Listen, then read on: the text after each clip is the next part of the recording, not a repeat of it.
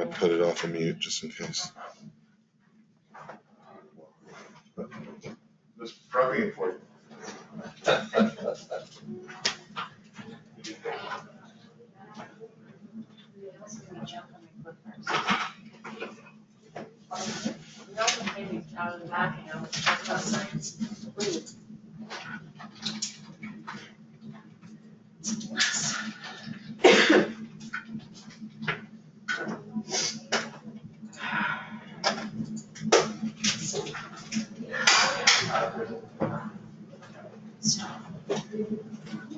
Hello. How are you doing? Good. How are you?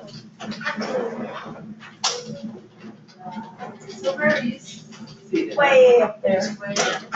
I'm way up on I'm on the second row, close to the teacher. You gotta keep a close eye on me, I'm something to do. That's why I'm up here. Heather, are you holding this over there? Yes. Yes, I was talking about So we were working in tandem, she'd give me the address. You're on Google Maps. Yeah. Yay! Yeah. So exciting. I know, it needs to happen like fast though. Yeah. Yeah. Why does it have to happen so fast? Because we have to be out of hours by August 26th. You have to be what? Out of hours by August 26th. Oh, you're set. Yeah, she's coming. Okay. I put rock. Protein keeps going. So. You know? So you sold your other home? No, we've been. Probably renting out of home. Yes. Yeah. Is anybody seen There was, but I don't know if they're in this. Yeah. That's it, that's it.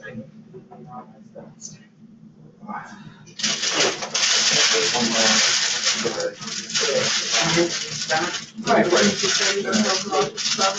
Well, it's cool to see that. See when everyone's like, So to see.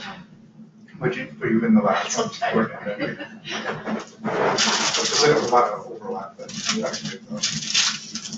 Oh, not initially, those places they were, yeah, but you guys have all been in. And I'm going like to have a good. I'm not. You can't see. There are cheap places out there. I know. When I first started looking for yeah.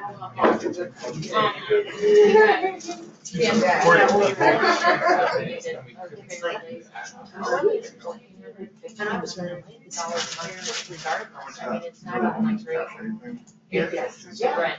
So we started I read like it on yesterday. Oh, yeah. student accommodation. People know about it. It's expensive. It is. So I'm with you too.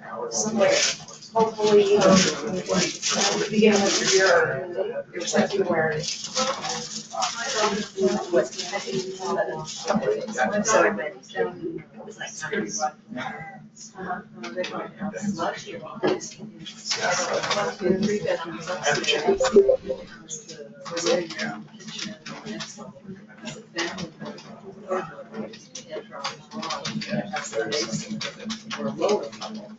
It's pretty much unfinished, it's pipe colors without.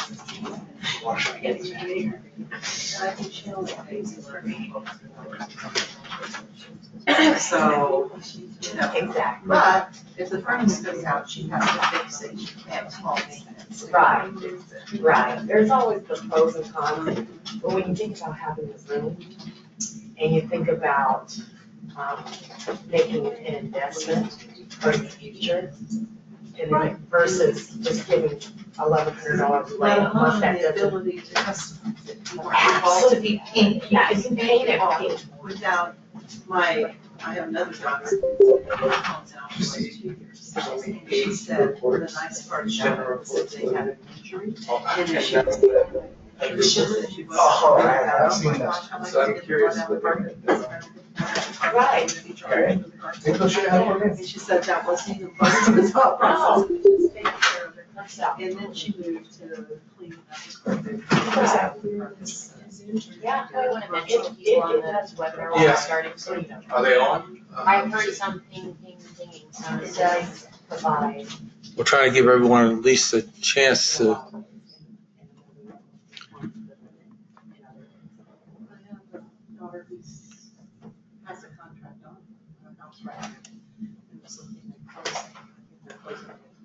Just to let everyone know, we're trying to give everyone a chance to, since we had back-to-back sessions, to have a bathroom break. So we'll probably start in about another 5 minutes.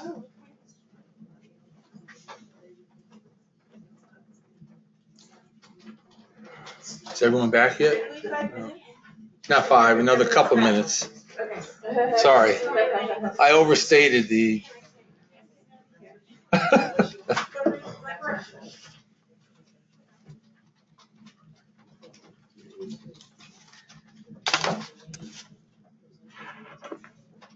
Yeah, yeah.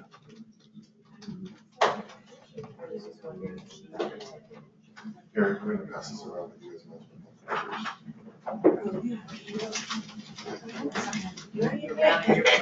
Oh, you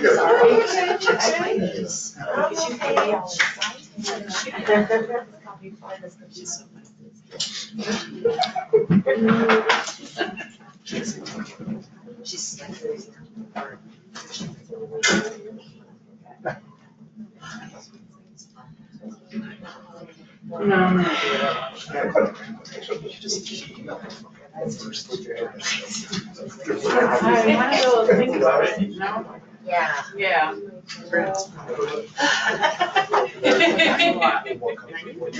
No, really? Wow, that's right. Yeah.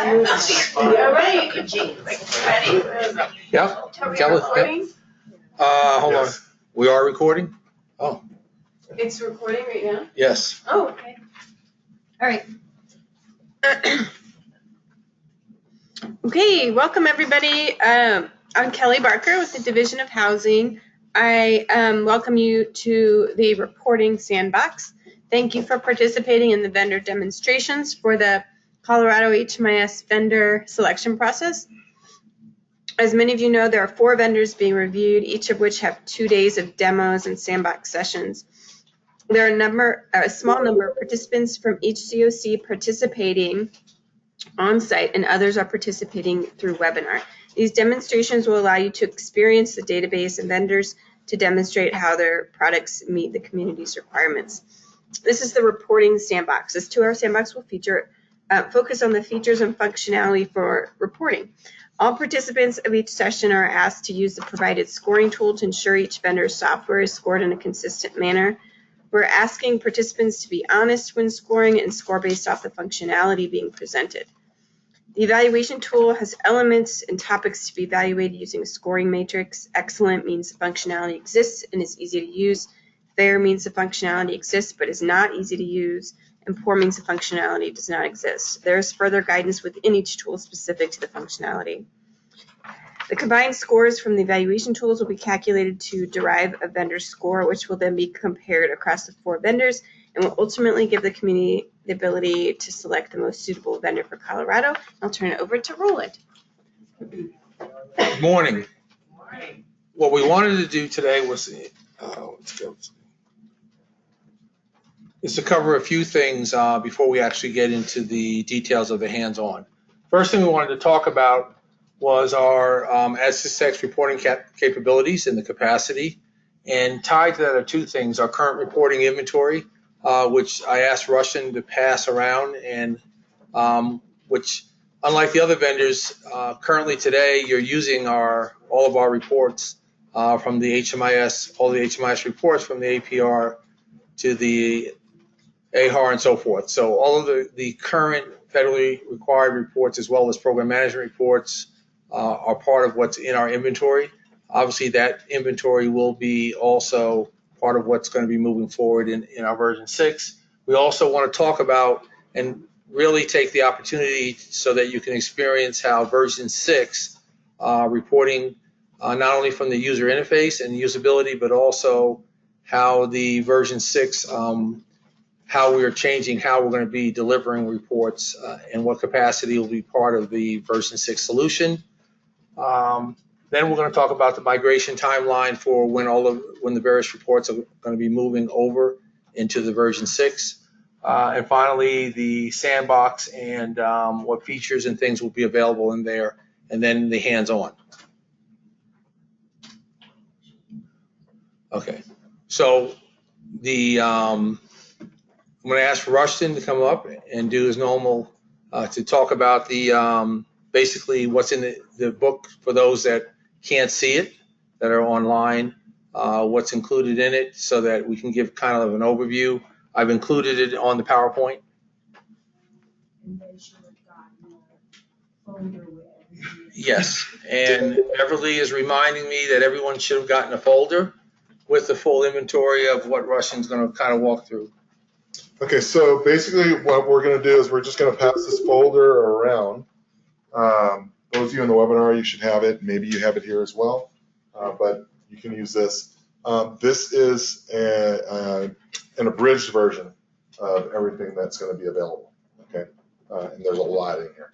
And so we're currently, as Roland indicated, in our version 5, a lot of the reporting is available based on the VAL request form that you have. And so we'll be converting these over to version 6. Roland's going to get into our new process on how we are speeding up the reporting process based on data structure. So he'll get into that. But we have our AHAR reporting that's going to be available in 6. There's a new HUD APR for version 6 that's going to be available. I'll just kind of quickly go through these. There's the AHAR report. All of these reports come with detail reports so that you can analyze the data. And Roland will discuss a little bit in detail on how we are changing that in version 6, which I think you guys are going to be really excited about. It's a really, really good thing that we're going to be doing. For those that are part of the continuum of care, you have to run a COC APR, and so we have those as well. Those will have varying detail reports at an agency level, so they can do the analysis. They'll be able to do the drill downs and correct the data on a drill down basis. And then there will be the large continuum of care one that covers all the agencies for the particular areas. The HMIS data quality report. This is a federal report that is pushed for the continuums of care. This can be ran down at an agency level, and it's a really good report and also helps prep you for all other federal reporting. There's the PATH annual report. So for those of you, I think we were talking about PATH programs yesterday. So those of you who run PATH programs, we have the reporting, including the outcomes for the PATH annual report. There's the point in time. How many people here volunteer for homeless camps? I do them in LA. It's a great thing. We actually have a tool we didn't get to talk about. I know this is a reporting topic, but in Chicago, we've created an app because they do point-in-time counts. They do them, but they don't do them annually. They do them on a regular, is it weekly or monthly or? Weekly. They do weekly counts out in the field. And so that's something that's going to be an opportunity with 6 to be able to have digital technology to do point-in-time, which is a really cool thing. Part of the product. Yes, but the phones do not. You supply your own phone and your own data plan. Message rate supply. The program-specific data elements. So for those of you who are aware, HUD has specification, and I recommend everyone, especially if they're case managers on the phone or in the room, that aren't familiar with what are called the data standards. I think it'd be to understand this whole HMIS thing that you are required to do. If you get a chance, look through the data standards. It's a document that HUD provides, and it explains why things are done a certain way. And it may answer some questions that you have. Why are we doing it this way? Why are we doing that? Why are we collecting data a certain way? Well, they have guidelines that have to be followed. And so, who said thank you? Oh. For the plug in, for the data thing. For the plug. Oh. Well, yeah, it's really important because, there's a reason why people are doing things. And so this particular report is called the Program-Specific Data Elements, which is a section of the data standards. And so this validates the quality for those data collection points. And then this one does the same thing, but as it relates to the exits. Where are we here? HUD has another critical report that came out with maybe 2 years ago called a System Performance Measure Report, or maybe 1 year ago. It's pretty recent. This is the second year. This is the second year, yeah. And so, this report obviously is available. This one is the Universal Data Element Report. So when we talk about the data standards, universal is kind of like what it sounds like. Everyone has to do it. It's universal. Everyone has to collect this data. The program-specific data elements are based on the program type. So if you're a PATH, a HOPWA, a runaway homeless youth program, or what have you, there are certain sections of those guidelines that you have to collect. And so we have dynamic reports. So based on your program type, it validates that the data that you're supposed to collect is collected. And you can do the analysis in case you have any data cleanup prior to running your major reports like an APR or AHAR, things of that nature. This is the older APR that we're going to make available for your older contracts. And so that's still going to be available. This report right here is a demographic report. It's also used for anyone that has CDBG, Section G, CDBG program, CDBG funding sources. There's CSBG, which I know you guys all know, but there's CDBG. And so there are federal reports for that. Sometimes organizations do homeless programs and they also get CDBG funds as well. And so those are going to be available along with what we call NPI reports, which are also required for CDBG. And those are all in there as well. This is a report that we're just going to change the title but make it available. This is a report we did for the city of Chicago. It's their Department of Family and Supportive Services Division of Homeless Programs. It's a statistical report. They call it the HOP. And so we like the way it looked. And one of the things that Adsystech does is because we have a nationwide presence, when we find something that we feel that fits for all customers, then at no cost we make it available and we kind of make a standard one so everyone can have it. So that's a cool report that will be available. This is just another look at the universal data quality. It just gives you percentages of data collection. And then another look. This actually was the customized program specific for Colorado. And so that one's still going to be available. Thank you, Beverly.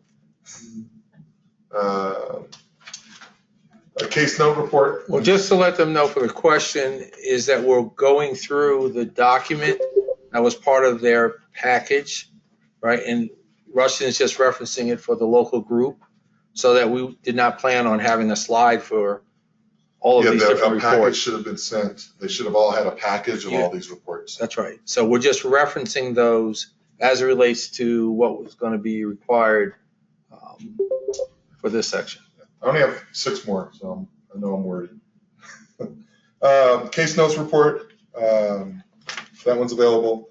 The case plan, especially any of you who were part of the overview yesterday or the afternoon, the user workflow, we have the whole case plan that has all the visual graphics with the color coding showing the outcome statuses of your client, whether they're in crisis all the way to thriving in specific areas. And so we have a really nice looking report for that to help you manage your clients. This is a client profile report. It basically allows you to run a question set off the clients, and in the event they need to sign it, let's say you had a questionnaire they need to sign, you could run it as an application report, print it out, and then have them ink it. I don't know if Urban Peak is on the phone. Anyone hear from Urban Peak? No? So Urban Peak has a customized report. It's a really nice detailed report. This one we like so much, we're going to standardize it as well. So they'll still have their customized one with their nice little logo, what have you. But it's such a clean report, we're going to just call it a standard one and make it available for everyone. And so you guys will really like this one. It's a very detailed report. Last few.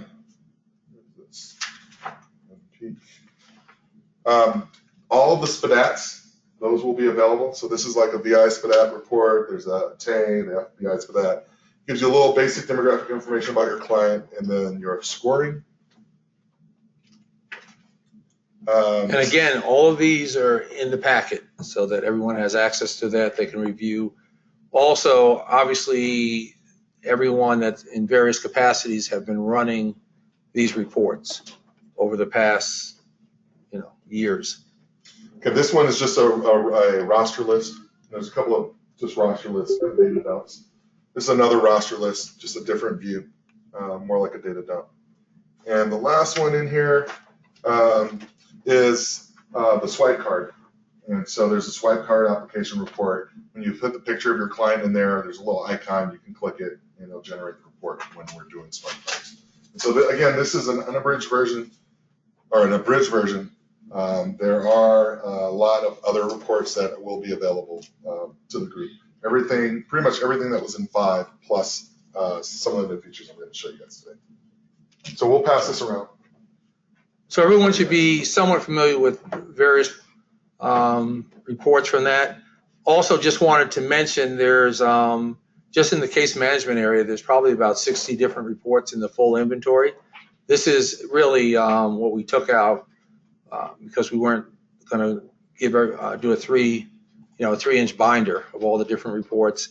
And for those that have expressed interest in all the other modules that we provide, there's over 300 and something reports that for all the various modules that we support. And some of those we've used also in HMIS. We've transferred them over to HMIS also. Question, I'm running. How do you get the question to come back, Rush? Let's see. What are you trying to do? The questions. Oh, just go to the chat box? Okay. Anyone need to send the PDFs? Okay, those are already in their packet. I'm running these reports daily and weekly, so that would be awesome. Okay, just some comments. So now what I wanted to get to. They're saying they're not seeing the power. We're showing it. Just probably stop sharing and then share again, maybe. Okay. Are they able to see it now? Yeah.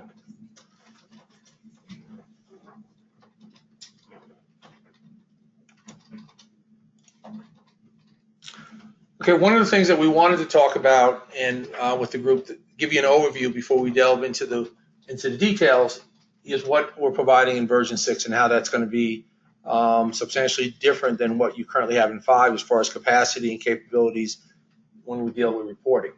So we have your standard HMIS database, which we currently today replicate that information real time to a separate database so that all of your entry doesn't get reporting capacity that goes on, doesn't impact the performance of the system. So and I'm simplifying it because there's multiple replication databases that are part of what we provide. In there, we have the database that manages the reporting services, where you get your standard reports, ad hoc reports, application reports, and so forth. That database is real time from the information that's being entered, so that when you enter data, you actually see that real time. In version 6, one of the things we're taking advantage of is Microsoft has a mature analytics tool. And what that analytics tool is going to provide for us is the ability to take large amounts of data, since in the case of Colorado, there's millions and millions of records of data, services, and transactions going on, and it puts them it summarizes it in such a way that when you begin to try to run large APR reports and your other kinds of funder reports, instead of taking a long period of time or timing out because of the amount of data, it runs in a matter of seconds. So the analytics is a key part of what we're doing in our strategy moving forward, especially as we're trying to manage these large databases. So you're going to find that when you get to version 6, as we do the migration, we're taking the current reports and we are now adding the analytics in so that we can do the calculations, and those calculations then are used to summarize the reports. Also, we're offering what we call the data warehouse. One of the questions was, can I get in there and do my own kinds of analysis? Can I take tables, put them together? Can I add other tables or data that I have? So if you notice the analytics, and it should be another line here, the replicated data is going to be linked into the warehouse so that you'll have full access through a VPN connection into a secure connection to actually do other kinds of queries and custom kinds of reports that you may want to build off to the side. So I think it's key to understand that. The advantages and the features that we're talking about is basically it's going to greatly increase the report load speeds. So you'll see that. Obviously, still, if you have hundreds of pages, okay, those pages still have to come over. There's no magic for that, but the actual building of the reports will happen substantially faster. The data warehouse is going to provide the ability to do your own kinds of analysis and things that you want to do, and some of the things that you talked about outside of what would be in the standard package reporting.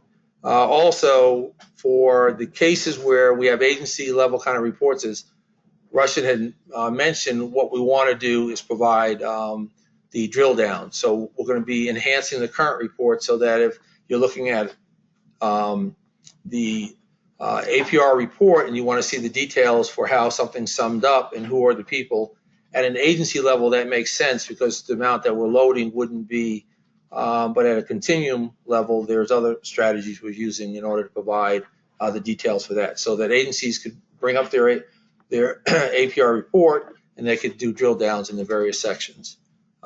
Any questions so far?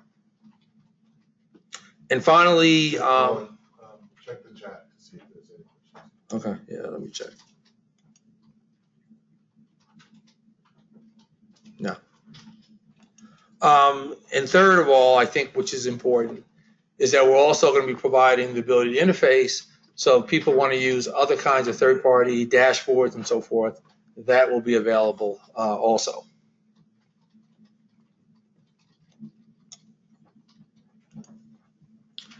So want to quickly leave you with this before we get into the demo of the dashboard and some of the new features in version 6 reporting. Is the migration plan right now we're in the process of migrating to the current data standards and the current reports as they are now, everything that we have in the inventory, with some minor adjustments to them as far as certain things that we know we're going to do slightly different. We'll be migrating those over into the production. So all the reports that Russian talked about that you're currently using in your version 5, we're going to be migrating over to version 6 over the next few weeks. The second step that they're doing is that they're in the August through September timeframe, we're going to be then upgrading those reports to the new data standards, so that as we, in preparation for the October date, when that's going to need to be the switch over. And then finally, in that September-October timeframe, we are going to be overlaying those upgraded reports to the new data standards with the ability to have the analytics, which are going to greatly increase the performance as we talked about, and also provide the ability for us to provide a new set of reports that take into account some of the analytics. So those are the things that we're doing. Included in that also would be the dashboards that are going to be part of that. So we'll provide some initial dashboards in the initial under the old data standards, and then we'll be migrating all of those quickly to the new data standards, obviously, which is where we're moving in the future. So that's all that I had. I just wanted to make sure we shared with you what that timeline looked like, and what our goals are and so forth, and to ensure that we can answer those questions up front before we get into the details.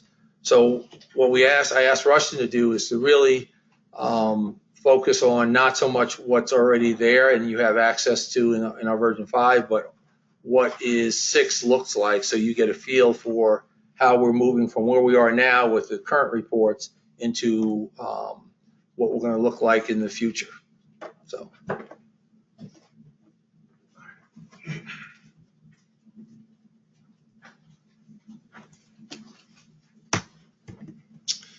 Okay, so let's take a look at stuff. Let me pop open my email for a link really quick. Okay, so the first thing I'm going to do is show you guys one of the features that's in 6 we're really excited about. We've been getting requests for this for some time, and we're really happy to announce that we will be releasing this technology in version 6.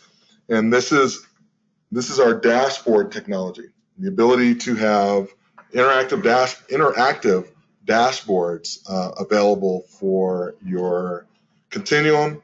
Also, these dashboards, they have the ability to be forward-facing. So if you have a website for your HMIS and there's information you want to make accessible to the public, then those dashboards can be made available to the public as well. And so let me log in here. And so right now I'm logging into a production development environment, preparation environment, where I'll be demonstrating the dashboard as well as some of the dashboard tools in the product, so that you can grant permissions and or modify the modification tools that are in place. So across the top on the tree, you'll have the dashboard menu, and again, this is set up on a development server. And then I'm going to just click the dashboard that I have available. It's the CES dash. And so you can see rather quickly a dashboard pops up. Dashboards, we have the ability to do any type of graphics or maps, whether you're doing pie charts, whether you're doing bar charts, whether you're doing basic lists, or gauges, and there's various gauges and colors, and you can make it pretty and add words and do all kind of things to it. The dashboards are interactive, so you can mouse over and get immediate information based on that information. And so here you can see I have quick mouse overs. I can also, it's interactive, so I can also click it. And when I click it, you can see how the other grids, which are related to the pie chart is basically the parent in the design process. Usually with dashboards, you want to have a main parent that's kind of driving all of the other designs. And so in this particular one, we did an application breakdown by gender, just to give you guys an example. And then as I clicked this grid, this slice of the pie, notice that the listing filtered down, as well as the applications, whether they were declined, not verified, offer. These are all the application statuses, and this is just a gauge of the same thing. Now, this is just an example, just so that you guys can see the technology available. Obviously, there's dashboards that communities have made. We've been looking at a lot of dashboards through Tableau. A lot of HMIS communities have been pushing stuff up like that. And so we'll work with you guys to come up with some designs which are user-friendly and useful for your continuums. But the technology is there. And so, again, you select any area of the dashboard, and then the grids modify. Make sense? Just to clarify, so the dashboards and the charting tools and stuff don't necessarily require external software like Looker or Tableau that you can. No, this is integrated in Adsystech's product. In our product, you guys will have a menu called dashboard, and then when I click that menu, just like all the other reporting, depending on how many dashboards you have available, you'll have them in the list, and then you can generate it. Now, there's two different ways that. Oh, so the question was. It sounds like a long answer. Yeah, it is, and I already forgot the question. Does it require external software like Looker or Tableau? Keep talking. The question is, does it require additional software like Tableau or outside licensing and things like that? And so the answer is no. This is integrated in our product, the actual dashboards. In our product, you'll have a menu where you click it, you'll get a pop-up, and all the dashboards that we've created for you will be listed in the category or what have you. And then you just click show, and that dashboard is available within our product. Now, to take this dashboard and integrate it into, let's say, MDHI's website, that's another conversation. And so that possibly may take licensing. We'd have to look into it. I'm honestly not sure at this point in time. What we've designed are dashboards in our product. There's no additional cost. That's just what you guys are getting. And will we be able to create dashboard? Is there a dashboard creator? I'll show the dashboard creator in a second. So the question is, will we be able to create dashboards? And the answer is, I will go over the dashboard design momentarily. And there's another. There are, based on your role, determine who gets to actually design it. Well, yeah, I'll go over all that. Beverly. So, do you have a plug-in for software like Tableau? So the question is, do you have a plug-in for software like Tableau? And so Tableau, well, and for those of you who are not aware, Tableau is a very common BI tool or dashboard tool that's used, and it's been leveraged a lot by continuums of care across the country. They're getting a lot of synergy using that tool. The way Tableau works is Tableau links to databases and data sources. You can do that via direct links to data sources. You can do it via APIs. You could do it via the database being on your local system, depending on how you implement Tableau. Tableau also has two different versions. They have a desktop version where you have the designer tool locally and you create all your designs and you publish it. And they also have a web-based, kind of like a SaaS, which is software as a service offering, where you basically, they kind of host their tools and you create them there. And so depending on which implementation you use, there is a method for us to connect those data sources, which is really the source data that you use to populate that. So, short answer, yes. The short answer is yes. Thank you, Beverly. You got me back. And the explanation is I like being thorough. You know, it's good to be thorough. Okay. So we had a question about designing dashboards, and so our product in general deals with roles, and roles are provided by administrators, which are rights. And so based on your rights by the administration, which is controlled by the continuums of care, you may or may not have access to certain roles which have certain functionality. That being said, if you do have access, I'll just kind of shrink this so we can see, we have a dashboard tree which has dashboard types, dashboard permissions, and dashboard designs. And so let's start off with the dashboard type. And so here you can create general dashboards and or application dashboards. One other thing to note for those who will have access to this page and for those who were in sessions before, we do have the question mark in the video here, which means we will have instruction on how to use this here, which is very useful.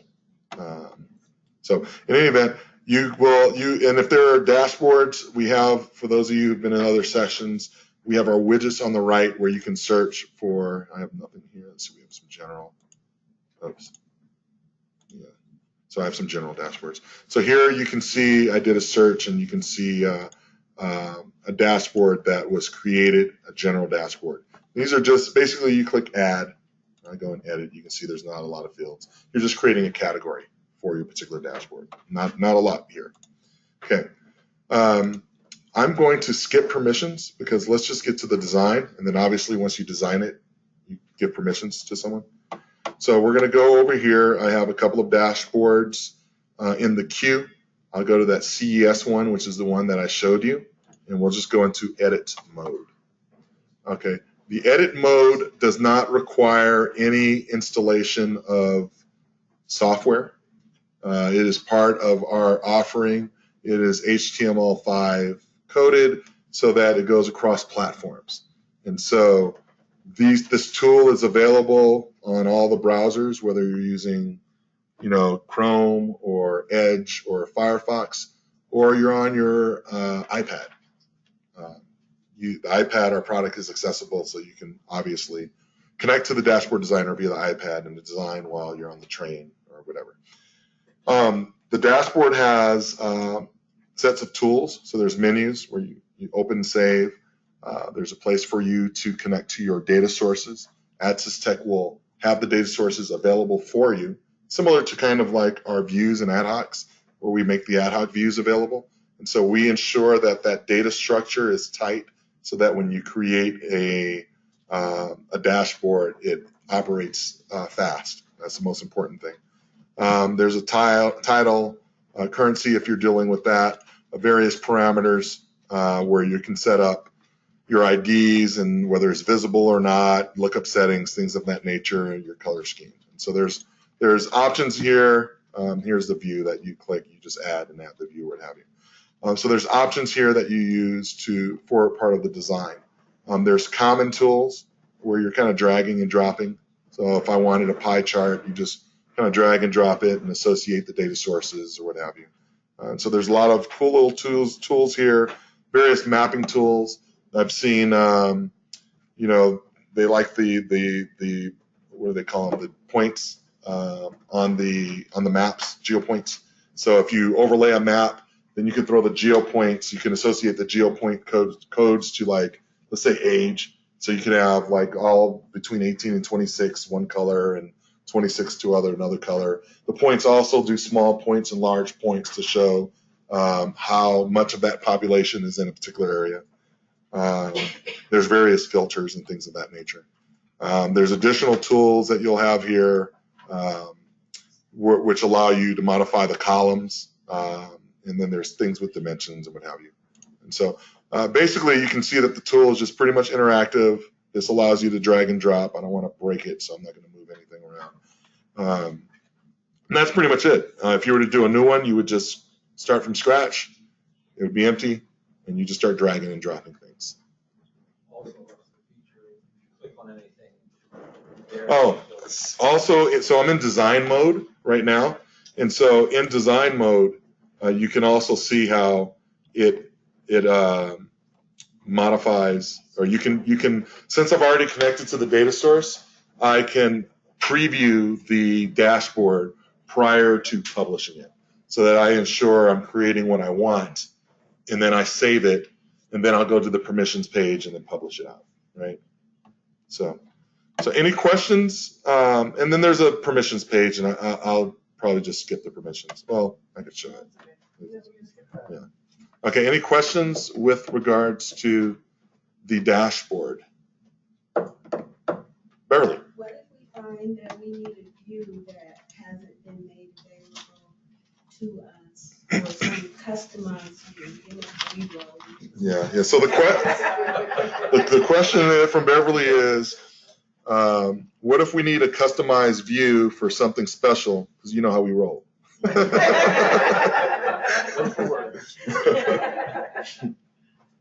And so the answer is, as always, as Adsystech has always done, we believe if there is data in this system, and you should be able to get that data out.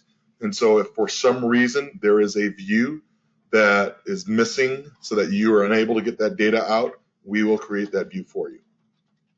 Part of your support plan, your tech support plan. It's just a standard thing that we do. So not only will we create the view, but when you're doing dashboards, it's different. It's done slightly different than a regular view in SQL. For those of you who are familiar with SQL, you're not going to want to just join a bunch of tables together and say here it is, right? Because you need to be able to have a fast response time. And so what we do is we look into not only views but stored procedures, and also we look into pre-calculating data, more importantly. And Roland kind of alluded to that earlier, so that those calculations are flat in a database. And so we're not tying all these tables together and then writing some SQL code to try to calculate an answer. That answer is in the database real time, so you're just looking for it and you're grabbing it. And so part of these views that we do is not just create the views, but specifically for dashboards, we look into what's called cubing, for those of you who want to know the technical term. Okay?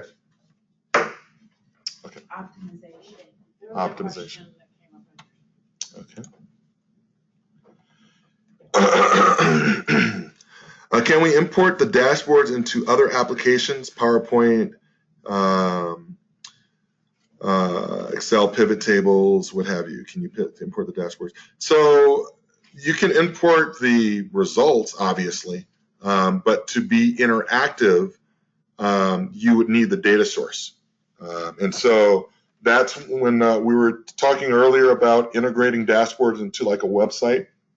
It's effectively the same thing to put it into a PowerPoint or an Excel pivot table. What you really want to do is you want to have it in a public-facing environment where you're not logging into our product. And so there could be a dashboard that has generic information where you're not giving out any proprietary or client information. Like this particular one, we would not want to publish, right? Because it has client names, right? So this isn't something you'd want forward-facing. But if we had the exact same thing, and instead of this being an application listing, we had something else like a map with cities, then that's something that would be acceptable to possibly publish. And so then we would look into, and I don't, again, like I said, I don't know off the top of my head what the licensing requirement would be to put it on a public-facing website. Right now I know our licenses cover the product that we're offering, but we would have to look at that. 1 second, Beverly. Did that answer your question? Where's my chat? Yes, thanks. Okay. Beverly. But you could take this still image. Yeah, you can take and a. copy that still image into a PowerPoint. Yes. presentation Yes. If you didn't want it to be an interactive. Right. So Beverly's comment is you can take this still image. So like I have a tool right here. I really like this tool. It's called Snagit. If anyone, yeah, Snagit's awesome. And so you can just snag it like that and take a little picture. And so now I have the dashboard and I can edit it and I can type in some stuff or whatever. And then I can take this image because now it's an image and I can put it into my PowerPoint presentation because I'm going to go in front of the board and I have to talk about how well our program is doing, right? That's like something very common. And so this is most common use. If you don't have Snagit, on most PCs, you can usually click print screen and then Control C, and that will do a screenshot. It'll take the whole screen, but it'll be a screenshot. It's easier to use some type of imaging tools. I think the newer versions of Windows have Snippet. Also, there is a method in the tool that allows for just exporting. Oh. So there is a method. Oh, yeah, I forgot. There's also a button that says export to. This is new, guys. I said this is a new tool we're releasing to everyone, and so it's new to me as well. So obviously you'd want to export it to an image because that's the easiest thing to do, and take that image and do what you need. You can also do it to a PDF, and there's another little icon that has some parameters. It shows you what the parameters are. So cool little feature. Now, if the dashboard is connected to a public-facing website, is it a static representation presentation of the dashboard, or is it interactive? So the way that what's possible, so the question is if the dashboard is connected to a public facing website, is it a static image or will it be a dynamic dashboard? And so the answer is the capability to have dynamic dashboards exists. And that's the way you'd want to do it. Again, there's two things that come into play. One would be we'd have to check how the licensing worked. The second part, more importantly, are the data sources in ensuring that wherever this other web server is, I can do a secure connection. And so, for instance, and I mentioned this yesterday for those of you who were on with me, I talked about one of my hats that I take very seriously is security. And so, our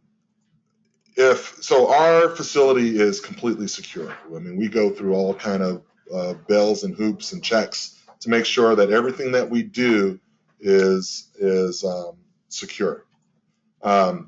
Taking that database and connecting it to somebody else's web server that's in their office with some IT guy that's working in an office, that facility may not go through the rigors and the audits that we do to ensure we're ensuring that that data is secure.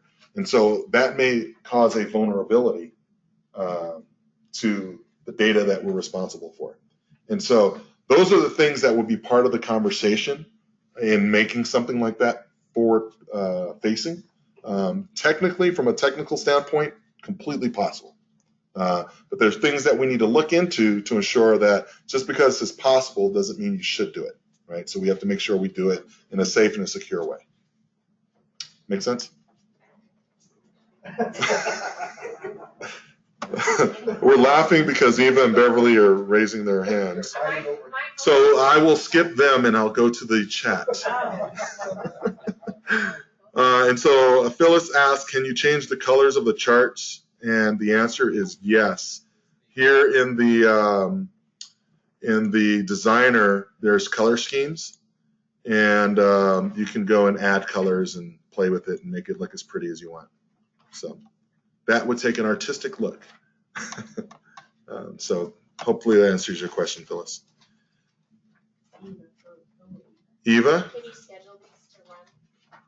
Dashboards are interactive, so it's not like it's like real time. To ping somebody, like if you have something that you develop for staff or something where you want them to look at it or have it pop up for them or something, would it just be maybe a calendar reminder? So yeah, so maybe you put an alert or a task or a calendar reminder to say go check the dashboard. A dashboard is a real time visual representation. So the question is, just so that everyone heard, can you schedule dashboards to run? And so the answer is dashboards aren't really designed from a scheduling standpoint. If you wanted to remind someone to go look at a dashboard, you would use like the reminders or ticklers or the tasks in our tool so that you can remind someone to go look at a dashboard. The purpose of a dashboard is to look at a real-time visual representation of your data and to interact with that data to get immediate results. That's. So I guess what I'm thinking of is if like a manager, because you had said you could do permission, so like maybe an agency administrator creates a dashboard geared towards users' data quality or their clients that they have or something like that. Either like an email or an alert to them, or have you considered doing like a dashboard page, kind of like how you have the start page, where maybe they would just see it. Like you could assign it to your staff, or they could have a certain thing to look at. Or either one of those. So the question is back to kind of the scheduling. There may be situations where you may have like a manager that doesn't log into the system regularly or may not even have access because that's not what they do. And they may have an administrator that's responsible for generating reports or reminding them about dashboard reports. And so really, how do you manage ensuring that that manager has access to the report? Is it possible to just have it on the start page or what have you? And so the answer is We could put it on the start page, but that would require you to log in. So that kind of defeats that. Well, I mean, But we- users but or this- anybody that you need to look at this data. Right. So the dashboard menu is available for all users. Once you get into the dashboard tool, then based on security, you would have access to any of the dashboards that were granted to you. So if you wanted to go see it, you just simply click the dashboard and select the one that you have. Putting ticklers and reminders is completely possible. I think the bigger question or the bigger answer is for those managers that want to look at this real-time data and maybe not even log in. That's when we need to look into the kind of forward-facing or even intranet type of websites so that they know where to go. Maybe you'll have, like here in United Way, they have these beautiful screens everywhere you walk. There could be a touchboard dashboard right there. Those types of things are possible. That's just part of the discussion. And so when we get into our development sandboxing, then we can talk about how you guys would like to look at that. Just another point, and then you can repeat it, the dashboards right now we have using the reporting kind of method for getting access to them, but they can be, you could have a dashboard on any page in the system. So if I wanted one for my case manager to look at data quality, so as soon as they go into the case, so instead of that section right now starting with the page it has now, there could be another node on the tree that is the dashboard for that.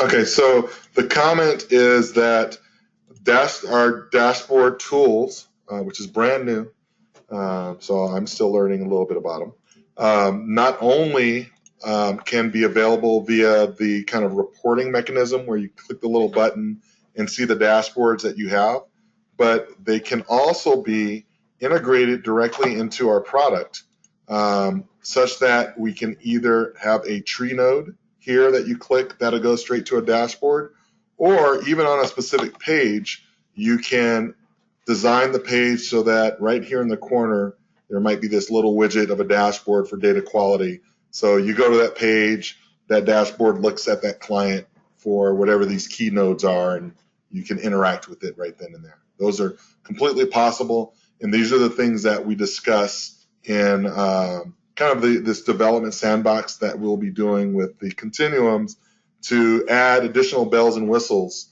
to our product line moving forward.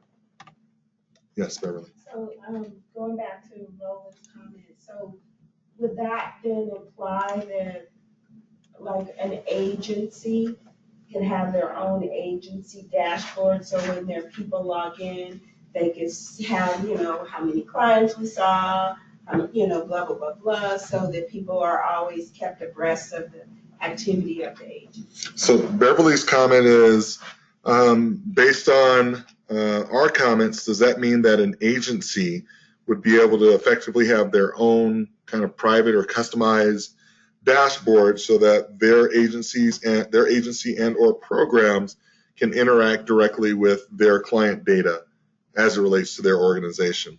And the short answer is yes. The longer answer is, just so you understand how it would work similarly to how we do reporting. And so when you run a report and that report automatically chooses your organization, like by default, the security already says this is all you can see, we would just design dashboards that have a look that we agree in part of our conversation. Every agency would like the way that this looks and operates, but they only want their data.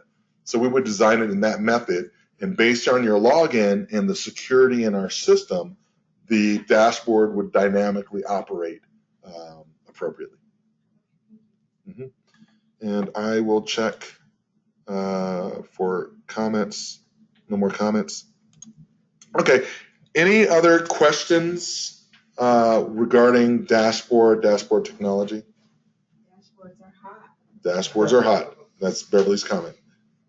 Beverly, you're hot. Someone said Russian is hot. I thank you. I was glowing on the.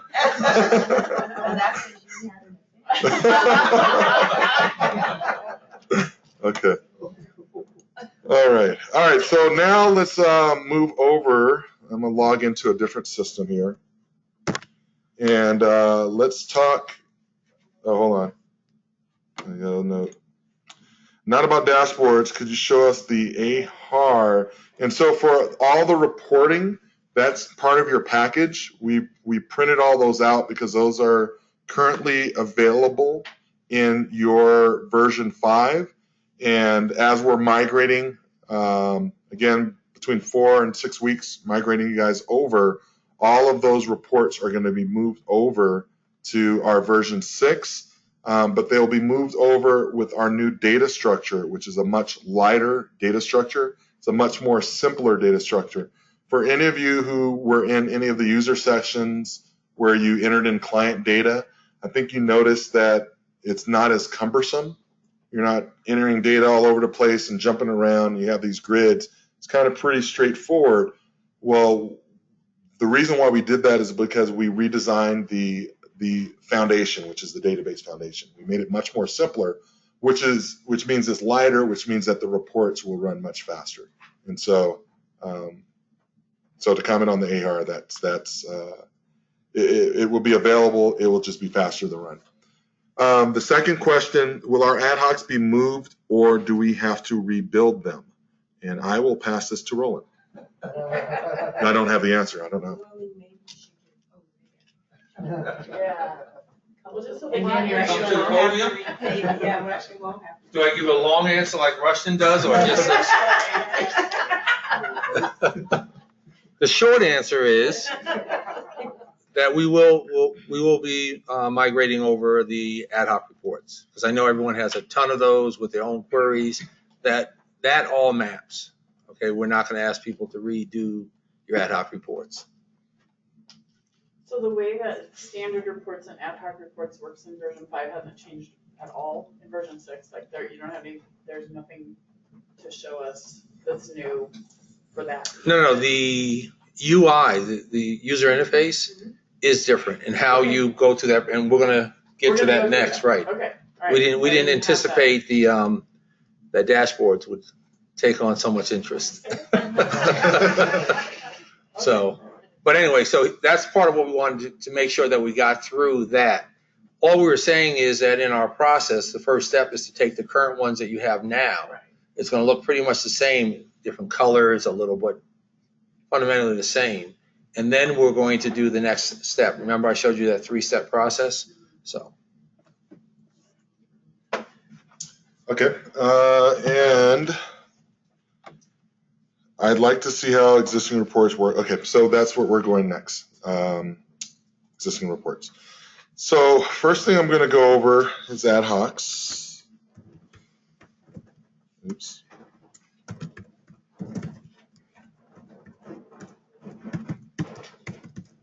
So for those of you who've used ad hocs in our system, that's really good, because that concept will directly translate over to the new GUI in version 6. Concept being there will be views. Those views will have data. You select the data points that you want. You choose out of those data points what you want to sort. You choose out of those data points what you want to group. And then you can do queries on it, which are logic statements. They're ands. So someone who is a veteran and, I don't know, homeless. And then there's or statements. Someone that is a veteran or they're something else, disabled, right? And so that logic is kind of fundamental. In any ad hoc reporting tool, you'll always see that. And so I'm going to initially go to the designer. And so it's just under reports in the designer. And let's see what's in here. So I'll actually, you know what? We should probably just design a new one. Let's just design a new one. Well, if I were to design a new one, you go to the ad hoc report tool, you go ahead and click add, and you go give it a name, Colorado ad hoc. You give it a title, July 20th demo. And categories, and that's for the filtering. So when you go to the widget on the right side, there's this drop down. You can associate the ad hoc to a category so that you can quickly look for reports based on categories that you give it. Okay, so now I'm going to select a view. And so similar to all the functionality in 6, we were trying to keep it really consistent. You'll see the pencil, the edit button. And so you're gonna edit, and let's see what we have in here. Applications. Okay, so here I have kind of applications. You guys aren't going to do payments or services, so you can search for the types of views under these types of categories. I'm going to use this program enrollment view. It's tied to the application category, and then it gives you a little description of what it's for, right? So once I do that, I can go ahead and save it. Okay, now I have the view that has all the data for my ad hoc, and now it's just a matter of selecting what I want. And so these are the fields that are available for this particular view that I selected. And so, I can go ahead and do first name and gender and probably last name and anything anyone wants to see in here in particular. Any thoughts while I'm in here, anyone? Path enrollment status. That's not, so enrollment status, so it would be status. Ooh, status isn't in this particular sample. Oh, yes, it is. Anything else anyone can think of? Do we want to sort by I don't anything? know what kind of status it is. I'm sorry? There are more than one status fields. How do you know what's Status field. there's another? Maybe I scrolled really fast. He scrolled fast and it Oh, I see. Yeah. Okay. Yeah, because this is alphabetical. All right, so then let's say we sort by last name. I don't know. What do you want to sort by?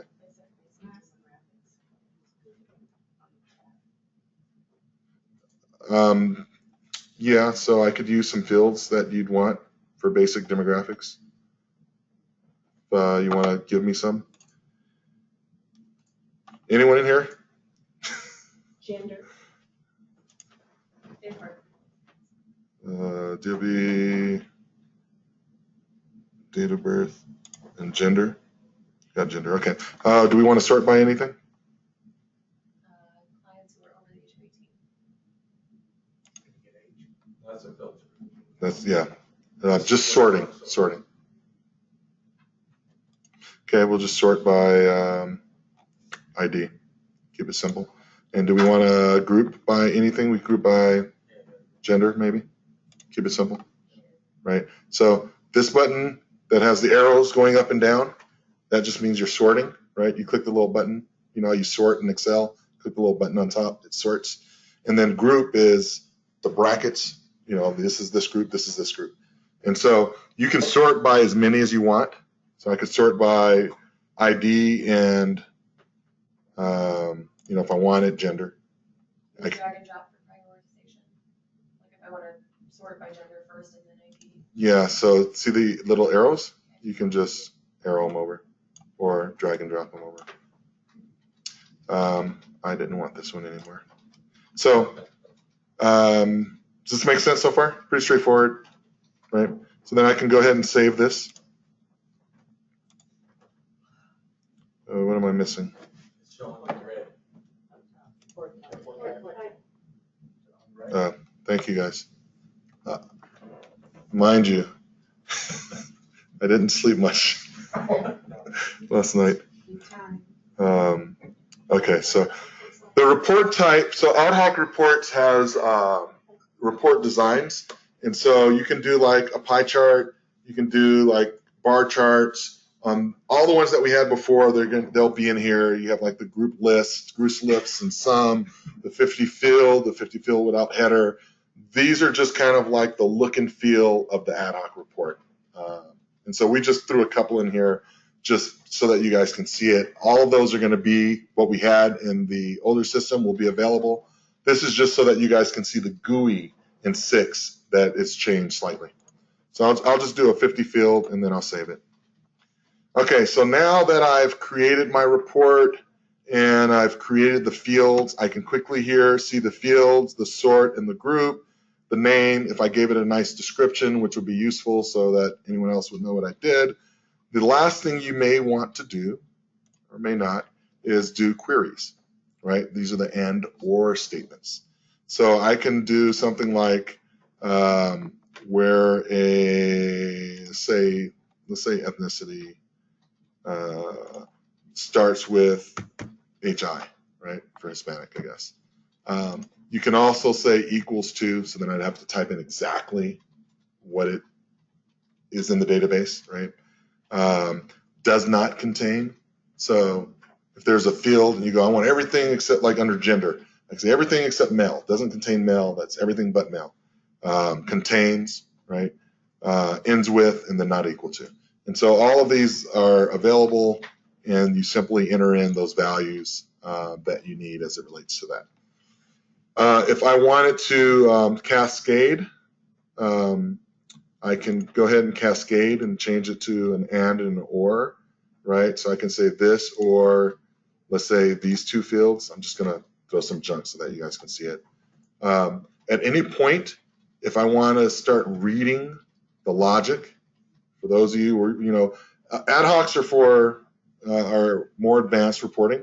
And so this is going to make a little sense. So all I do is click refresh, and then it starts telling me just from a SQL standpoint so that you guys can kind of read it.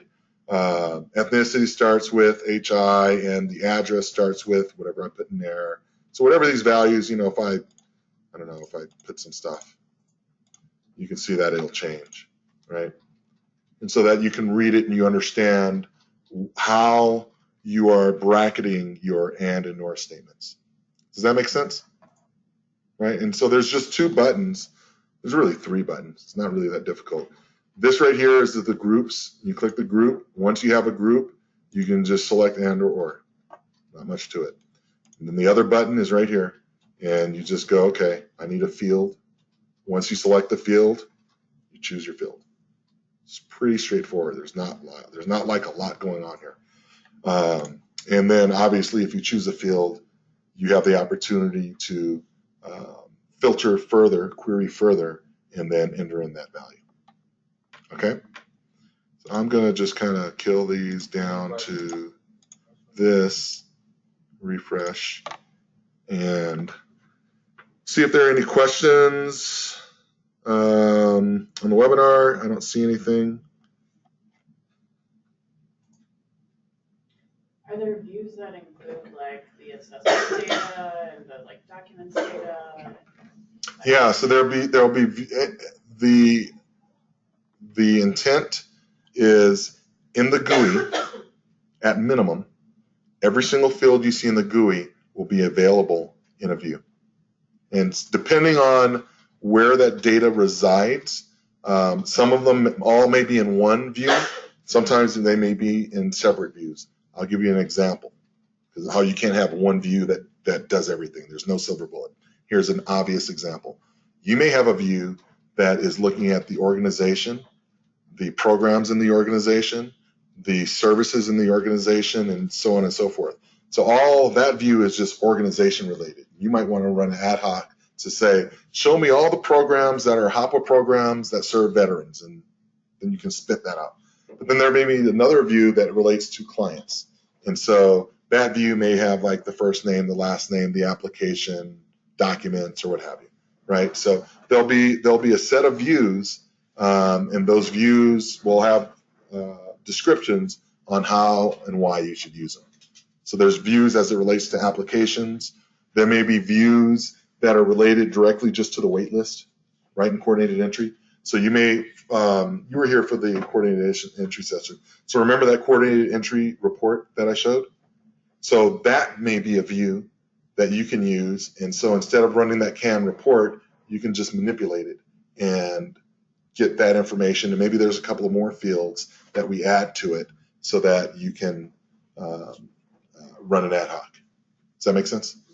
So, Also mentioned the linkage of analytics to those various views. analytical data, those calculations. Oh, yeah. The other thing that we will be doing for these views, we talked about having a lighter and smarter underlining data structure. And that's kind of the foundation of the application. And part of that data structure, in order for reports to run faster, we're pre-filling calculations on the fly so that that answer is in the database. And so what makes a report run slow is I run a report, and in that report it says, go figure out this calculation. And so at the time I clicked it, the report is figuring out what the answer is for this. And now I got to figure out the answer for you. That takes time, and it makes the report run slower. So in our new design, when you're entering in data in the database, when you click save, we're putting that answer in the database for you. So now when I go in the database and I look, the answer is already there. So there's no calculation time. And so when we design the views for ad hoc, those calculable fields will be available there as well. Does that make sense? And so that allows ad hocs to generate much faster. So I want to make sure that I understand correctly. So I want to run an ad hoc report, and I select my view, and that view has most of the data points that I need for my ad hoc report. But there's still other data that may be client specific for maybe a specific program that I would also like to incorporate into that information. Mm-hmm. I need to run 2 separate reports and manipulate that on the back end in order to get that together, or I can create a view that has all those data points in it together so that I can then create a report. Mm-hmm. So the question is, I got you. I got it, Bev. So the question is, if I am running an ad hoc report and my program has some customizations no one else has, do I have to, or am I able to run one ad hoc report selecting one view to get to that data, or do I have to run 2 separate ad hoc reports, export it out to Excel, do a pivot table, figure it out, and get to that answer, right? Because you don't want to do the latter. And so the answer is, in the ad hoc, the answer is twofold. And you know my answer is always long. So the short answer is no, you don't have to do that. The long answer is this is why. The way our product is designed is there are certain fields that exist that everyone has that we always know about. Those drop-down fields where you store data. Everything that you see will be in a view no matter what. The only place that you have the ability to have your own customization that no one else can see is there's actually 2 places. One in these customized fields that we've designed, but we already know what those are. So those are similar to regular drop-downs as far as we're concerned. The other place would be your own customized question set. So let's say you created an assessment, and this assessment was only available to your organization.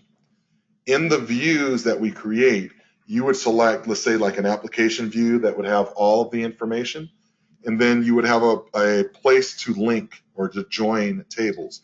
You would join your, you would join your question set, your own customized question set to that view, which will contain all your own customizations, and then you would push over, you would just select whatever you wanted in there. And that can function across agencies. So hypothetically, if I'm doing ad hoc report for coordinated entry, and I also want specific data for my agency and my programs for these specific clients, I can do that as well.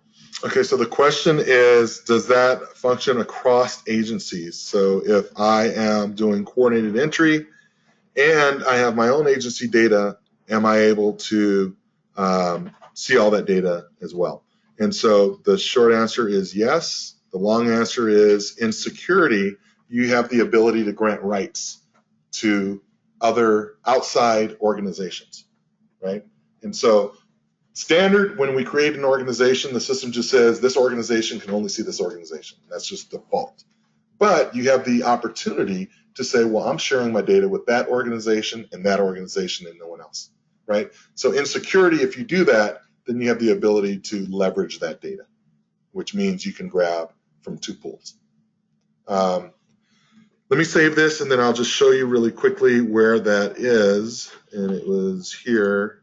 I don't know if I had it, it would be additional tables, or no, it's not. It's not here. It's at the.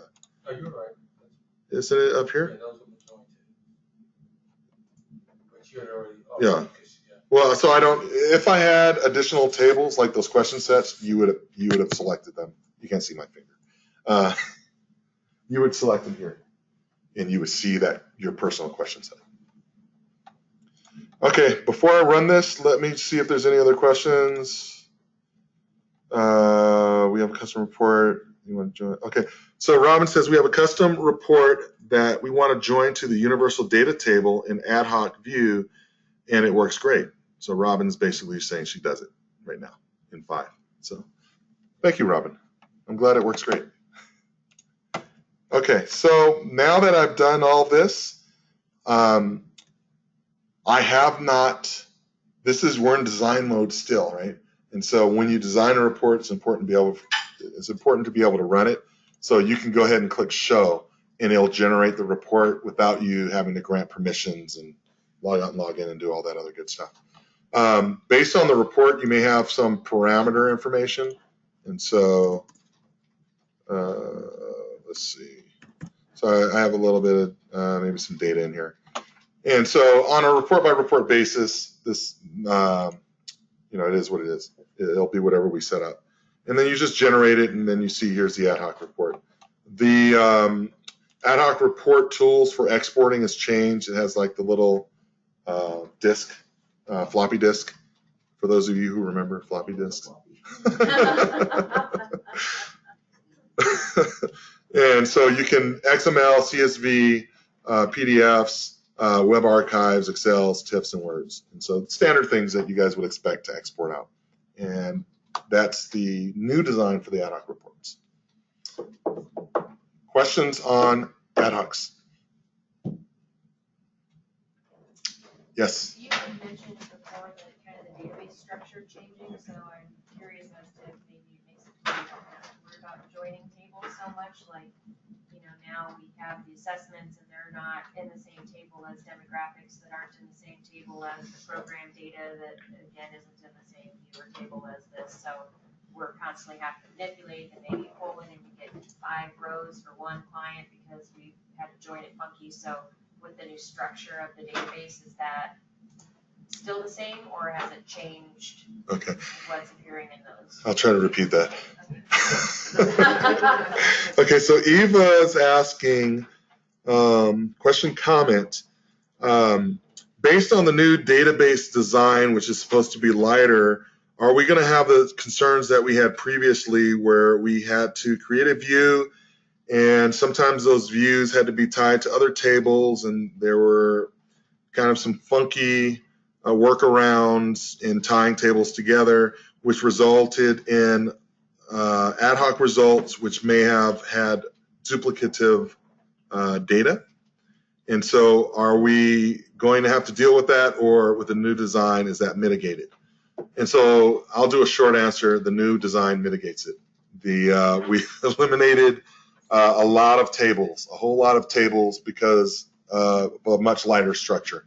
And so the only table that you would still be tying to would just be like the queries, because you can create custom queries and that's created on the fly. And so you obviously have to do that. But everything else is much, much lighter and you won't have all that funkiness. All right, I'm gonna check for one more question and then we'll move forward. Okay, no questions, great.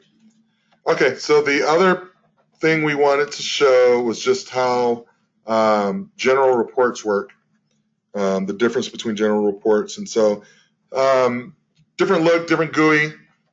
Basically, you select the list, you get your categories. There may be more reports and maybe less reports, depending on what you have access to. And one of the reports, I don't know, do you guys use the quick count in 5? I'm just going to show this as an example. This is available in 5. You guys really should be using it as an alternative to ad hocs, especially for those users that are not as technical. Ad hocs are important. And if but it's a little bit higher of a skill. You have to understand queries and ands and ors if you really want to leverage it. But there are times where there are users that want similar information, but they're just not that ad hoc person. And so the quick count reports kind of mitigate that. They allow you to just kind of do querying based on, agencies and programs and what have you. So I'm just going to do one really quick on somewhere where I know I have some data, and we can look at a quick little report. We'll do all the domains, and then we'll just do a month of data. And we'll do a pie chart, and we'll just group by program, and we'll show all the services. And so similar, you have some parameters, and you fill them out, and then you view the report. And the report generates, and you have the same parameter or the same tools to do the exporting. Management type reports always look better in PDF. And so, okay. So here, I'll just scroll down so you guys can see it instead of PDFing it. And so here's a report. Okay. Questions? It takes a lot of manipulating in Excel to get it so the data is usable, because you guys have a lot of proprietary formatting settings. Has any of that changed, or is that still happening with Excel? Are you talking about management reports or ad hocs? Okay. Okay, so for ad hoc, so the question is, when you export reports to Excel, there are graphics, effectively. There's extra data that needs to be wiped out in order to deal with the raw data. And so is that still going to be a challenge? And so the answer is there are certain designs and certain reports we design them specifically for exporting with Excel. So for instance, in ad hocs, there's a 50-field report with no headers, I think it's called. And so that one is designed, so when you use that for ad hocs, when you export it to Excel, it's just the raw data. There's no fluff, just raw data. There are some management reports that do the same thing, and we typically call them with no header, which is really the challenge that you have. You end up with all this header information that you want to delete and wipe out because all you want to deal with is dumps of raw data. And so those will be the types of reports that you'll look for. And I'll ask the guys when we create reports, there are categories. I'll see if we can get them to do a category like called no header, just so that it's easier to find. And that, I get what you're saying. That allows you to manipulate the data really fast. Yes, Eva? CSV export tool. So we're just upgrading the tool. I don't have it prepped to show in 6, but we're upgrading the tool for exports, and we're streamlining all of that question set stuff. That's we're throwing it away. Will it be on a separate page, or will it be within the reports library? For the end user, Separate page. similar to what we have. So the question is, the CSV export tool, will it be in a separate page or underneath the reporting category? And the answer is separate page. Could users actually generate it themselves? They can now, but is it easy for them to? So the question is, can users generate the CSV now? And the follow-up is, will it be easy? And so the answer is they can actually do it now. It is a bit more cumbersome now. The new design, we are eliminating a lot of that overhead. And if all of you, those of you who have seen all of the user demos, you've seen how we've stripped a lot of the cumbersomeness away so that it's cleaner and easier. We're doing the same thing for the exporting tool and making it just cleaner and easier so that you can just set it up, schedule it, and generate it. Okay, so let's log in, guys, and I'll have you guys play with it yourself. So uat.adsystechdev.com. If you have an admin account, and you know if you do, did you get one, David? I don't know if you're in here. Use your Mercy House admin account. If you don't, use the one on the screen, which is CES C user. Did you get this? I don't know. Are you on the list?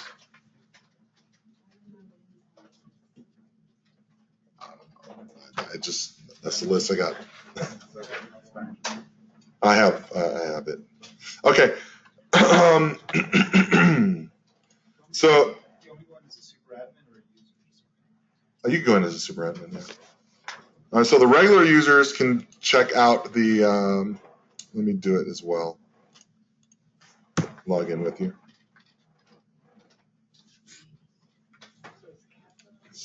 MCY.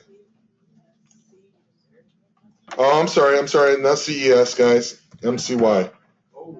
Yeah, MCY. Yeah, big difference. MCY. And those of you who have the sheet, use the one on the left.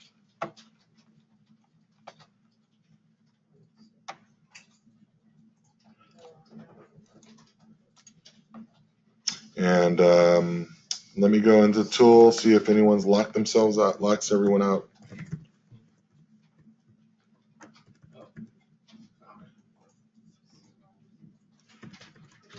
They're just sharing the credentials. That's one of my stellar webinar users. They've been paying attention. Way to go, Sean. Okay. Okay, so ad hoc reports, just go to the ad hoc report designer.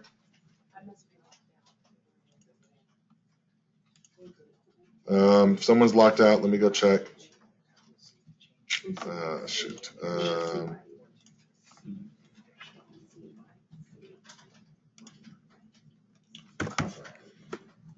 Colorado user, yes. Yep. NCY, R James, H36.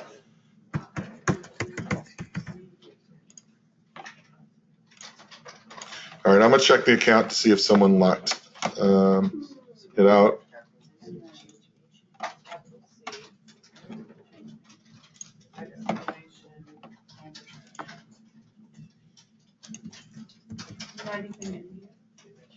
Not locked yet, so should be able to get in.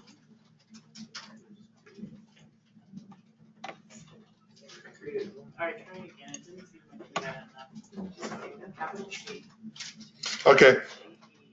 We're going to go to Ad Hoc Report Designer.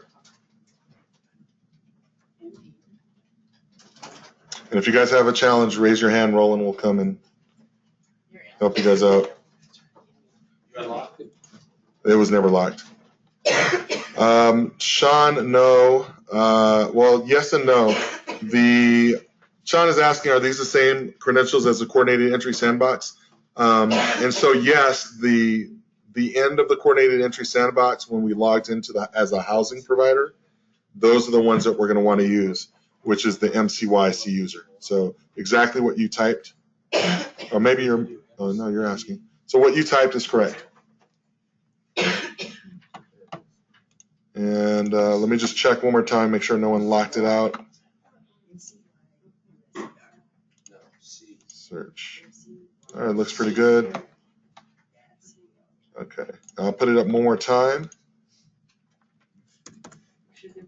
MCYC user, Colorado user. Okay. All right, so now that we are all on the ad hoc designer, go ahead and click add. Go ahead and put in a name of your report. Use your name, that way we don't have duplicates. Enter in a title of your report at your discretion. Select a report type. Nothing in that Search it, like, so search. Okay, leave for the categories right now, we don't have it populated, so just leave other. Yeah, that's what it says. Yeah. I still don't get it. You don't get any what? Reports. Report types. Nothing under There's that nothing drop down under- right there. We're creating a report, right? It just says select report. Are we? I guess they did not give permissions to anyone. You got the 50 fields? Yeah, but you're an admin. They didn't give access to the Oh, users. yeah, no, there's no report type. Okay, so I guess users will be running the reports that exist. Unless you want to give them a grab and log in real quick. All right, so why don't everyone do this? Just log in.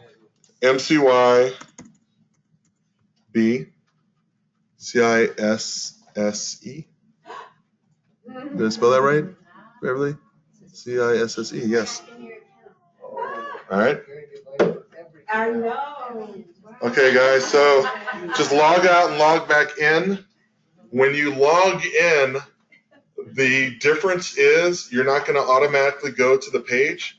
You're going to get this little drop down and you're going to see two groups. You're going to see the user group and then you're going to see like a super admin group.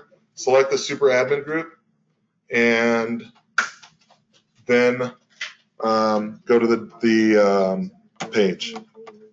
So I'll put this in the chat for those of you. Oh, Sean, you were on point. When am I going to meet Sean?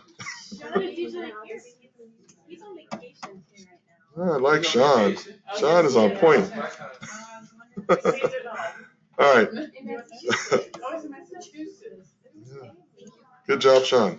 Okay, so everyone should now be able to go in. You should be able to log in under reports. You should see the designer now. If you don't, please raise your hand. And Beverly, are you locked out yet? No,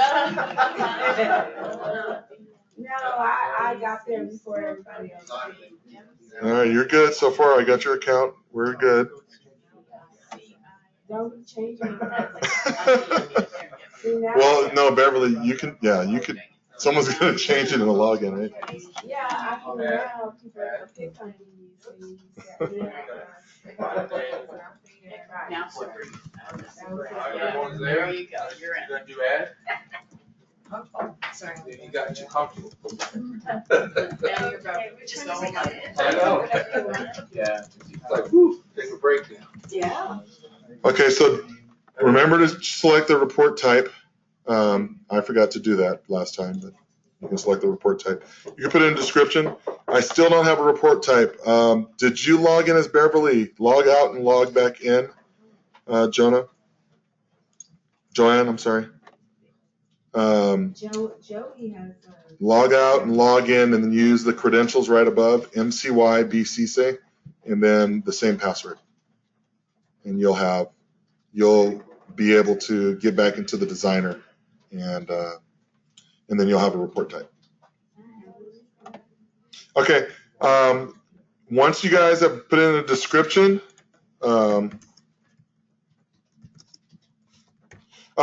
when you log in, choose super admin. I bet that was Sean. Sean, you were right. Oh, so when you log in, choose in the drop down, you're going to choose super admin, MCY_super admin. That's the group you want to select. Okay, my awesome report. Okay, so then once you do that, everyone go to the view selection. Underneath the categories, go ahead and select applications and click search. And I'd recommend just using this program one. That's the one I tested. So there's some data in there for sure.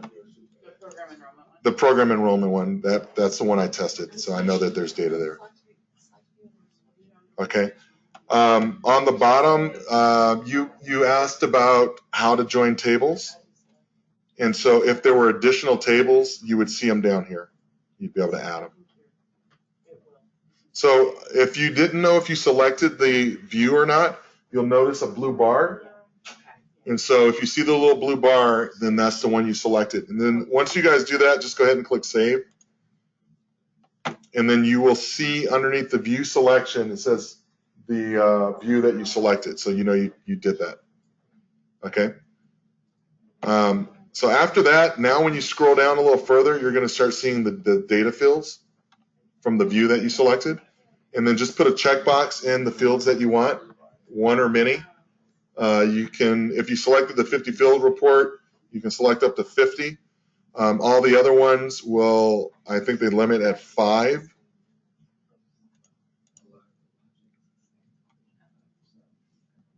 So let's see, I'm going to grab a couple of things here. We got veteran and date of birth. Can't go wrong with that. Okay, then you're going to want to sort. The way you sort is on the, so if you look at all the fields, on the right there are 3 icons. The middle icon, which is the blue icon, if you click that, it will go to the sort field. So you can sort by that. So if you just click it, it will show up. If you click multiple, and it's okay to click multiple, then you have some arrows where you can put them in order. And if you have too many, then just click the little X button. And then you can group. And so the last icon on the list of fields is how you group by. And so you can go ahead and group it. You need to group by 1 so that you're going to get something at least by 1. And so notice that there's a red asterisk by group. So that means we want to select a group. Okay. Okay, is anyone else behind in the process? Once I logged in, wasn't sure. Okay. So Sean, let me catch. So Sean is a little bit behind the process. I'm going to catch you up, and anyone else. So everyone here in the room, just hold up. So Sean, once you log in and you chose the super admin group, you're going to go to report menu on the top, and then you're going to select report designer, and then you'll get another pop-up or another tab in the product. So go ahead, guys, and log in, choose the super admin group.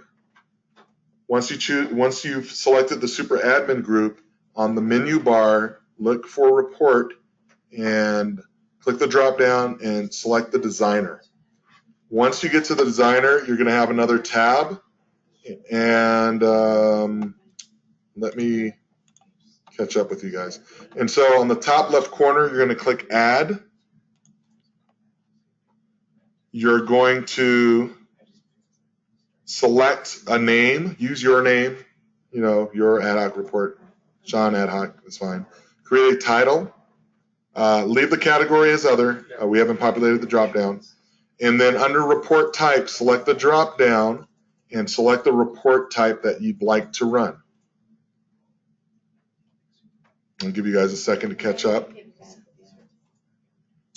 Once you've selected the report type that you'd like to run, you will see the views. Oh, where am I at? Let me do this. And there will be an edit button, a little pencil next to view selection.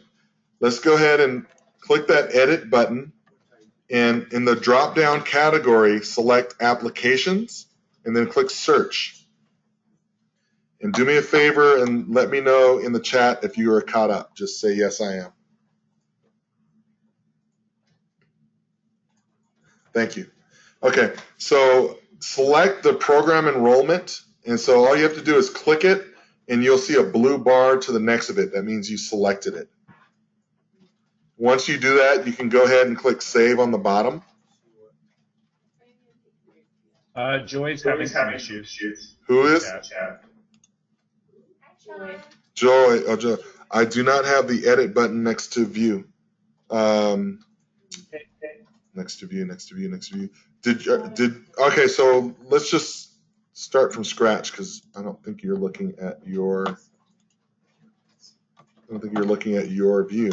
So, Joy,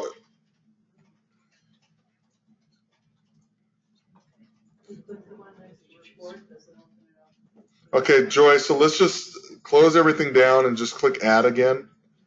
Put in the name, title, select a report category.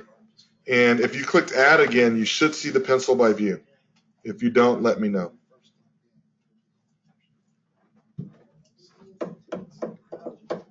Okay, you see it now. Okay, so go ahead and once you click that button, there's a drop down. I want you to select applications and click search. And then you're going to see 3 views. Select the first view. It's called program enrollment. When you click it, you'll see a little blue bar on the left. Once you've done that, you can go ahead and save it. And we should be back at the add page. And if you just let me get back. Let me catch up with you. I'm sorry. You should be at the edit report information page. And if you scroll down, you should start seeing the report parameters, and you'll see all of the fields. In the green box, if you can check in the green box all the fields that you want to select. So just go ahead and just start checking them off.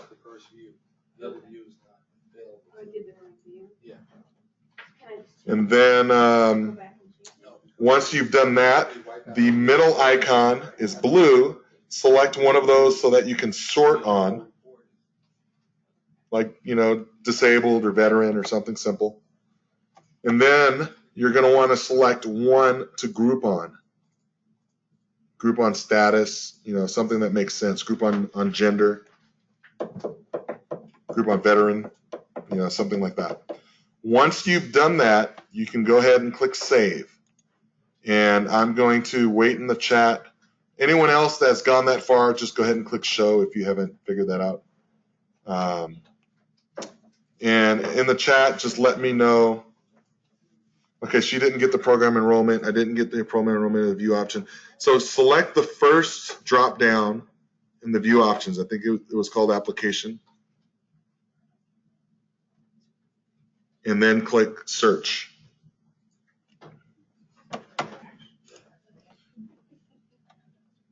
So you need to, in the select view, it says select category. There's a drop down.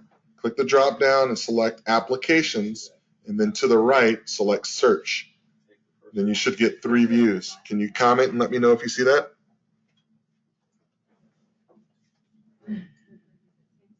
Okay, way to go, Phyllis. All right, so once you do that, select program enrollment, and it will highlight blue a little bit to the left, and then you can click save. Let me know when that's done.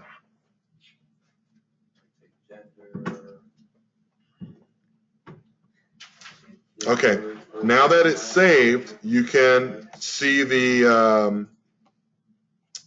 you should be able to scroll down and you will see all of the fields.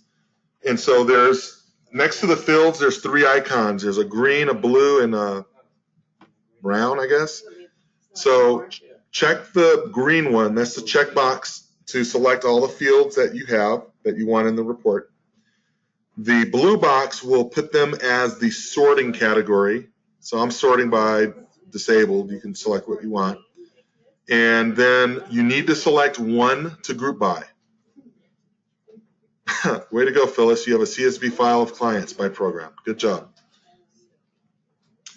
Okay, so once you do that, you can go ahead and save it. And you can see the show on the top right corner, and go ahead and click it, and it will generate your ad hoc. Now, one of the things that I failed to show anyone, so anyone that's already done it, you can go back to your ad hoc, and if you want, if you scroll down further, remember there's a report query. If you guys want to, get a little detailed. And so you can go to the report query, click it, and the simplest thing would be just to add an expression and say, off the top of my head is if you do ethnicity starts with HA, ethnicity is Hispanic. So that's a real easy one just so that you can see it. You can play with it later, but you do that and you click save and it will filter your report down by that query. And then once you do that and click save, you can go and click show again, and it will generate the report based on your query.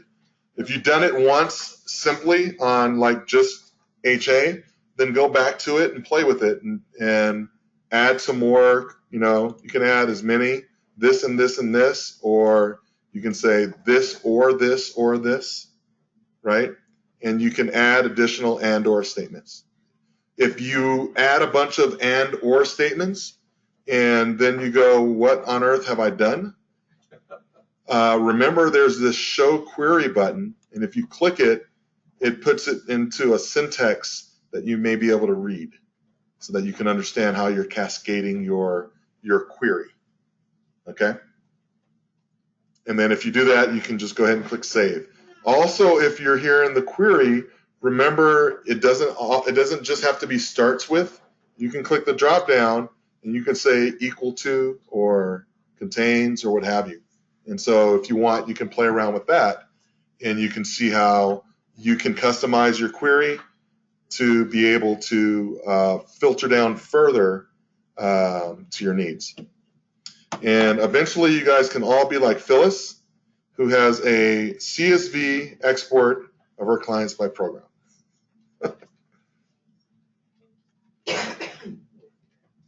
So questions out here, chat box. Anyone need any assistance?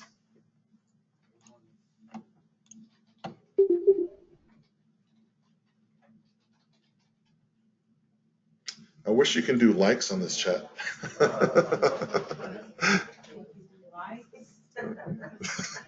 She said, you know, she's awesome. So I wanted to give her like a thumb up or emojis. Yeah. Just type in thumbs up. Right. You're a good jobber. And this wasn't even a Debinar. Sean, I didn't run a report query, but tried to show, and it says there is an error. I didn't run a report query, but tried to show. You didn't run a report query, but tried to show. My guess is if you see an error, you did not save your report. I'd love to see a screenshot of it. Make sure you pick selecting the right view. Then did he put a date? Yeah, so key things, it has to be this view because that's the only one that I tested. And this sandbox, just so you know, we have all kind of people hitting it left, right, and center, including our developers that decide to go, well, let me go test something really quick in the sandbox because it's prepped. And you have a nice program you set up, Rushton. And so the things that I validated that I know that are clean are this particular view, these particular ad hocs. Obviously, when we push you guys out in production, everything there will be clean, but yes. Eva, question. I was going to say, if anybody is OCD and even wants their test reports to be in a certain order of fields, you hadn't shown this, but if you do the show selected, then you can also move the. Oh, yeah, thank you. So Eva, who wants to point out for any OCD people who cares about the ordering of fields, once you've created, and you can go back to your report, the ad hoc that you did, and click the little edit button. If you scroll down where it says report parameters, there's another button that calls show selected. And this goes really quickly to the items that you selected, so you're not like looking all over the place. And then you can arrow, for instance, I have first name, gender, and last name. That doesn't make sense, so I'll move first name up. So now I have first name or last name up. I have first name, last name, gender, veteran, and date of birth. I want date of birth up a little higher, and so I've sorted it to something meaningful for me, and that's how it will display in your ad hoc report and exports. So you can control that on a ad hoc by ad hoc basis. Okay, Phyllis says I was able to export to Excel and do a pivot table with a bar chart. Another thumbs up, Phyllis. Yeah, right, 2 thumbs up.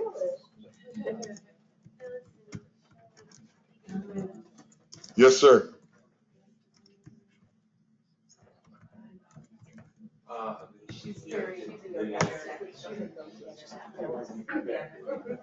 We're gonna wipe that out. Okay, so that's, I mean, in a nutshell, that's kind of, ad hocs. Ad hocs aren't for everyone. They're for people that are really looking at more advanced data. It's everyone in this room. That's why you guys are here. But as you work with your organizations or various agencies that you work with, there are other methods for them to get data. And that quick count report would be for someone who wants something ad hoc-ish, but maybe they may not have the skill set to deal with queries. And you start dealing with and ors and cascading. There's some people that's not their thing. If it is, then you guys can see the power of this tool. You can push it out. After you push it out, you can go do a pivot table with a bar chart, and then post it on your website. Sean, I do have some. I do not have save and close at the bottom of the page. All right, you know what I'm going to do for you, Sean?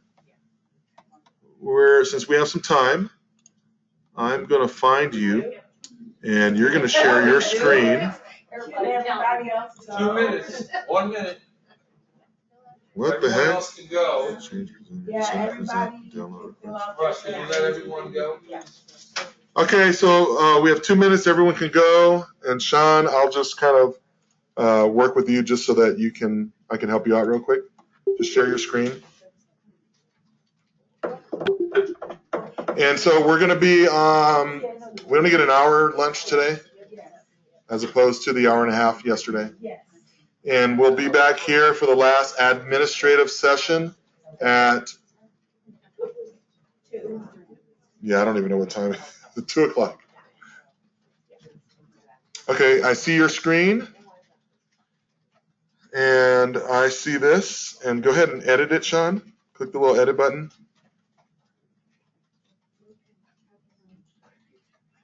And 50 fields, you have a name, that looks all good. Let me see the program. Oh, go back. Oh, selected view. Wait, hold on. Okay, click show selected. Hold on, scroll up. You have way too many in your group. All right, so you have a bunch of stuff. All right, hold on. Let's just look at some stuff. Okay, hold on. Yeah, let's get rid of some of those. All right, don't group by first name and last name. That's not. Just keep report category and group. Over there. Yeah, on the right. Just do report category, not first name and last name, because that means every person would be individual. Yeah, and that's good. Just go ahead and save that. That should be fine. And up top now, go ahead and show it.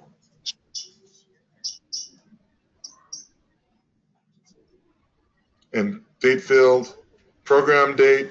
Use the top one because I don't have very many people exited. And choose like the beginning of the month because I should have data there. And go ahead and view it. And then see where the floppy disk is. You can click that floppy disk and go to Excel or CSV, whatever you want to do. Okay. That's next work. Okay. And one of the things that I'd recommend is we have webinars, free webinars. And so you might want to join one of those webinars where they talk about tips and tricks for ad hocs, just to kind of, so that you can just know best practices and best ways to leverage that data. Okay? Right. Or call Phyllis, because she seems like she's a master.